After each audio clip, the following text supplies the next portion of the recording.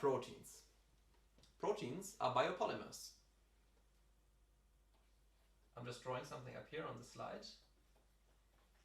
Proteins consist of a string of amino acids. There are 20 possible amino acids, which we call AA, right? 20 AA is possible. And all of these beads here stand for one of those amino acids. A typical enzyme or protein is about the length of 200 to 300 amino acids long. But there are some that are far longer. For example, what comes to mind right now, up to 1,700 amino acids. But this is the typical size range, so to say. There are also a few ones that are much smaller, but this is what we will concentrate on right now. Alright.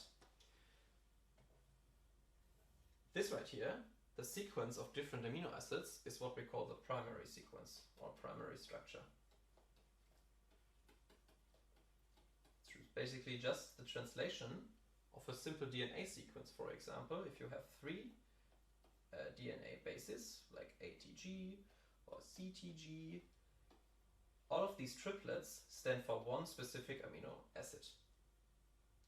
Important to name is that there are multiple triplets, because there are in total 64 triplets, right? If you have 4 different types of DNA bases, and there are only 20 amino acids, multiple triplets stand for the same amino acid.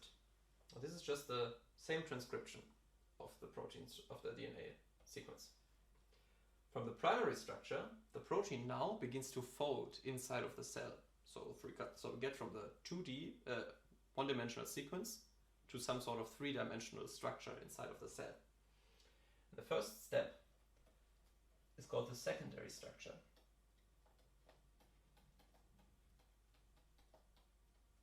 We basically distinguish 2 different types.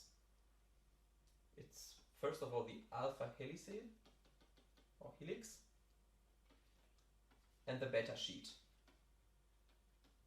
So the amino acids inside of the protein can either go in a helical pattern like this, alpha helice, or they can go in strands which are parallel or anti-parallel to each other.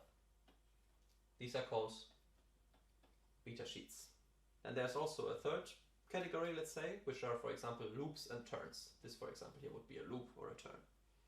After the protein has folded into secondary structures, as we just described, the protein overly falls into its tertiary structure. So the tertiary structure is basically the fully formed 3D structure of the protein. So we could, for example, in a secondary structure, have some helices here, then we have a loop, and then we have some beta sheets. But in the tertiary structure, these would then correspond to their actual 3D arrangement, which could look something like this.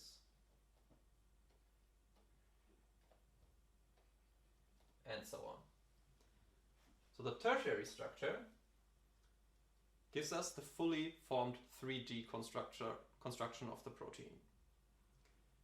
And the 3D construction of the protein is what gives it its function.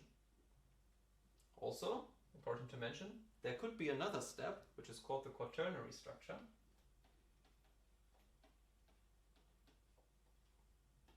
Quaternary structure. This is, for example, if multiple proteins, if multiple 3D structures or tertiary structures adhere to each other or are bound to each other. So protein complexes, for example, have quaternary structure. It is important to note that the 3D structure of the protein is not really the full picture, right? Because in biology, nothing is really stiff, but the tertiary structure of the protein is sort of wiggly, so it moves around a little bit, right? Its diffusion and the molecular dynamics of the atoms in the protein cause the protein to move and wiggle in some sort of fashion. This concept is known as the protein dynamic or dynamic space of the protein.